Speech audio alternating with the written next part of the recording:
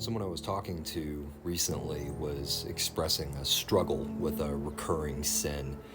And I was reminded of something that the Lord showed me early in my 20s when I too was struggling with something that was just recurring. It was one of those sins that no matter how hard I tried, I felt like I just couldn't get mastery over it. No matter what I did, no matter how much I surrendered it, no matter how much I released it, repented of it, it just felt like I couldn't get to the other side, no matter how hard I tried.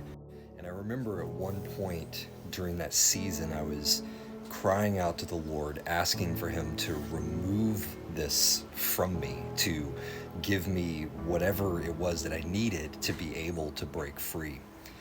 And He said to me, Dev, you don't need less of the thing that you're addicted to.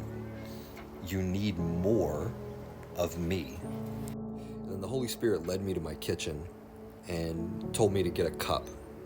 And so I got the cup. And then He led me to the fridge and told me to get out the milk. So I got out the milk. And then He told me to get a pitcher of water. And so I got a pitcher of water. And then He told me to start pouring both the milk and the water into the cup. But He said, pour the milk quickly and pour the water in slowly. And what I noticed was that the two would mix. But eventually, no matter how much water I poured, the milk would just continuously overflow and push the water out. And so it seemed like there was just this sort of never-ending flow of water going in, but the milk always winning that battle. And so after doing this for about 2-3 minutes and watching the milk just constantly overpowering the water, the Lord told me to stop. And He said, now I want you to take this cup and I want you to go put it in the sink. And then He said, I want you to start pouring the milk in again, the same way you were doing it before. But this time, I want you to turn on the faucet at full strength. And as soon as I did, all of the milk in the cup overflowed almost immediately.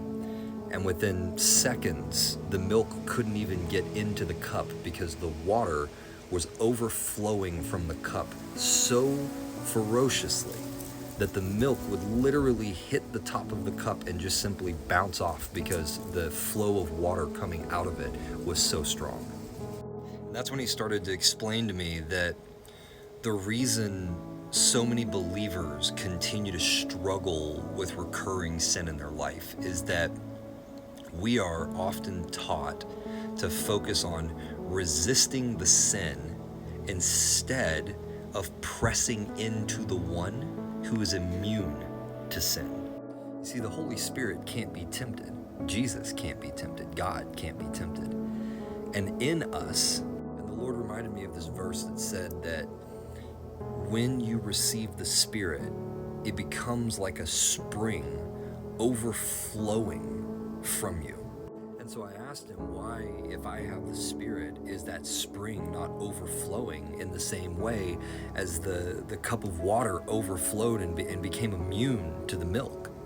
And He said, it's because you haven't plugged every part of your life into the source. You see, a lot of times as believers, we receive the Spirit and we plug the religious part of our life into the source. But we don't plug our entertainment into the source. We don't plug our finances into the source. We don't plug our relationships into the source. We don't plug our homes into the source, our desires into the source, our ideas, our beliefs, our dreams, our work. We keep these things plugged into the world. And so the well is constantly fighting the flow of the world against the flow of the Spirit in us.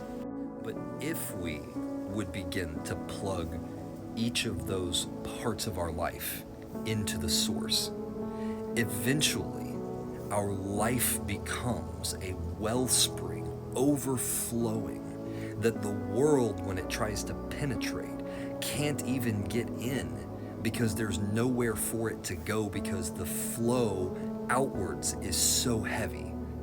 I like to think this was what Peter must have been like and why his shadow was able to heal people. because the Spirit in him, every part of his entire life, his finances, his health, his family, his home, his beliefs, his mission, his work, everything was plugged into the source in such a way that the Spirit overflowed from him in a way that it manifested physically, so that people just in his presence were hit by what was overflowing from him.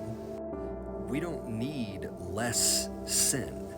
We need more Jesus. Another way you could think about it is when you're at the gym, if you're laying on the bench holding up the weight, eventually your arms are going to give out. We can only resist sin for so long. But when we put that weight on the rack, no one worries about the rack failing, because the rack is set up to be immune to the weight. That bar could sit on that rack theoretically forever and never break down, never fall off, never collapse, because the rack is designed to hold more weight than the weight in the bar. It's immune to the weight. In the same way, when we rely on our own power to try and resist sin, at some point we are going to fail. But if we would take that weight and put it on the rack, the thing that is immune to the weight, then we wouldn't have to resist. We would just have to rest and remember not to pick it up again. Truthfully, I think that's why a lot of us find ourselves struggling, because we plug into the source in parts of our life, and then we hit a storm, financial storm, family storm, whatever it is, and instead of resting and allowing the rack to hold the weight, we pick it up again. We take control of it. We take it back into our own hands, because we forget that when it was in our hands before, we weren't getting the outcomes that we wanted. But if we can remember why we put that weight on the rack in the first place, then we also remember that the best place to be is to rest in the presence of the one who is immune to the weight.